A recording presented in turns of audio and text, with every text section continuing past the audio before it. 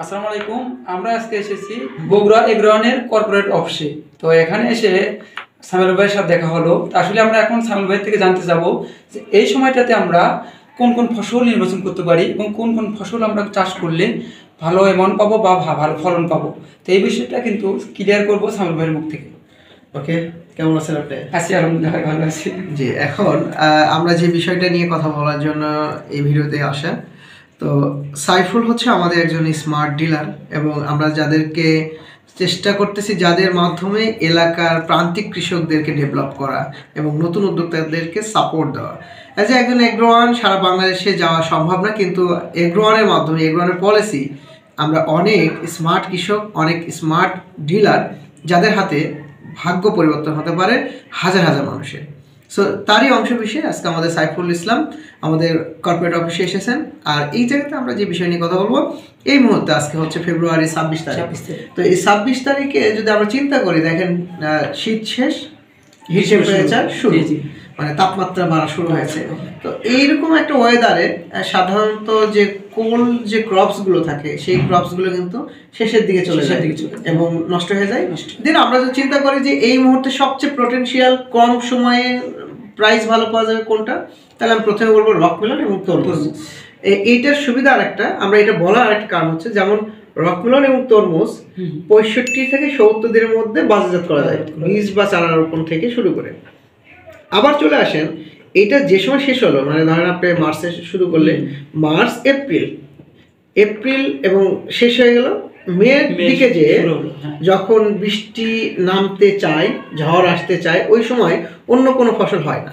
তো তখন আবার কি, ওই একই মাসা একই মালচিং পেপারে আপনি আবার কিন্তু করলা দেওয়া যায়, মানে করলা বা ঝিঙ্গা। আমরা যেটাতে মানে যে বেডে আমরা তরমুজ করতেছি, যে মাসাতে, ওই মাসাতে বা ওই বেডেতে আমরা আগামীতে করলাও করতে পারি, করলা অথবা ঝিঙ্গা আমরা দিয়ে দিতে পারি, ঝিঙ্গা ধুন্দর হতে পারে।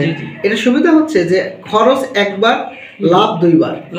জাস্ট খালি বীজের বা চারার খরচ লাগবে পরবর্তীতে, করলা অথবা ঝিঙ্গা বা ধুন্দর যেটাই বলেন।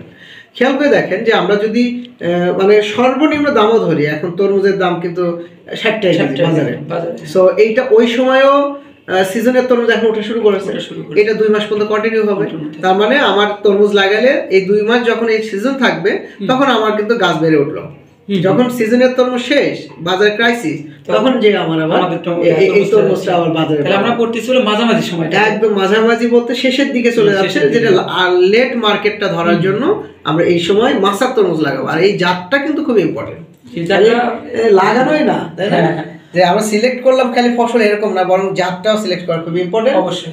যেমন হচ্ছে আমরা কালোর জন্য যদি বলি, স্মার্ট বয়ের উপরে আমার এখনো পর্যন্ত দেখা জাত খুবই সর্বোচ্চ একটা ভালো জাত, একদম সুপার ক্লাসের জন্য, মানে ভাইরাস কম, ফলের শেপ সাইজ অনেক ভালো, এবং ফলের বিয়ারিং সব কালারটাও কিন্তু ভালো, অনেক সুপার সুপার লাল কালার। এবং এরপরে আসেন আপনি করলা লিডার আছে, সক্কা আছে, বস আছে, আপনি যেটা যে এলাকা যে সাইজের করলা চলবে সেটাই করতে পারেন। তো এই কারণে আপনাকে বলা যে এই মুহূর্তে আপনার যে এলাকার কৃষক বা আপনাদের ইউটিউবে যারা ফার্মার আছে, ফলোয়ার আছে, তাদের এইটা একটু ভাবা উচিত। তরমুজ শেষের দিকে করলা বা ঝিঙ্গা যে কোনো, তাহলে কিন্তু আমরা কৃষকরা কিন্তু অনেক লাভবান হচ্ছি, একই বেডে একই মাসাতে, তাই না? রাইট। এখানে কিন্তু আমরা সুবিধা, এখানে একটা জিনিস খেয়াল রাখবেন, আমি আপনাকেও বলছি, আমরা এখানে রাতারাতি হাজার মানুষের জীবন পরিবর্তন করতে পারবো না, বাট আমরা অ্যাটলিস্ট কিছু সংখ্যক মানুষের পরিবর্তন করতে পারি। সেটার জন্য আমাদের প্রথম যে শর্তটা, ভালো জাত, ভালো ট্রেনিং, ভালো পদ্ধতি, ভালো পরিচর্যা, এই কয়টা জিনিস কিন্তু মেনটেন করলে আপনি পাবেন। তাই আমি আবারও বলছি, আপনিও যেমন আপনি আমাদের দর্শকদের বলবেন, আপনার কৃষকদের বলবেন যে ভাই আপনি নিলে কমপ্লিট সমাধানটা নেবেন, শুধু বীজ, শুধু চারা, শুধু কীটনাশক দরকারই না। আপনি যদি 1 বিঘা জমি চাষ করেন, সেখান থেকে আমাদের জন্য 10% আলাদা করে করবেন। রাইট, যে আমরা যে বীজটা দিচ্ছি, যেভাবে পরামর্শ দিচ্ছি, ওই 10% জমিতে কিরকম তার রেজাল্ট পাচ্ছে, এক্স্যাক্টলি তাই। আগামীতে এই বছর যদি ভালো হয়, আগামীতে কিন্তু আমাকে সাইফুল কিংবা সাইফুল ভাইকে খুঁজে নেবে। ভালো, আমাদের টার্গেটই এটা হয় যে যে জায়গাতে ভালো হয় না সে জায়গাতে ভালো করে আমরা দেখাতে চাই ইনশাআল্লাহ, কিন্তু দায়িত্ব কমপ্লিটলি দিতে হবে। থ্যাংক ইউ সাইফুল ভাই। হ্যাঁ, ইনশাআল্লাহ, বেস্ট অফ লাক।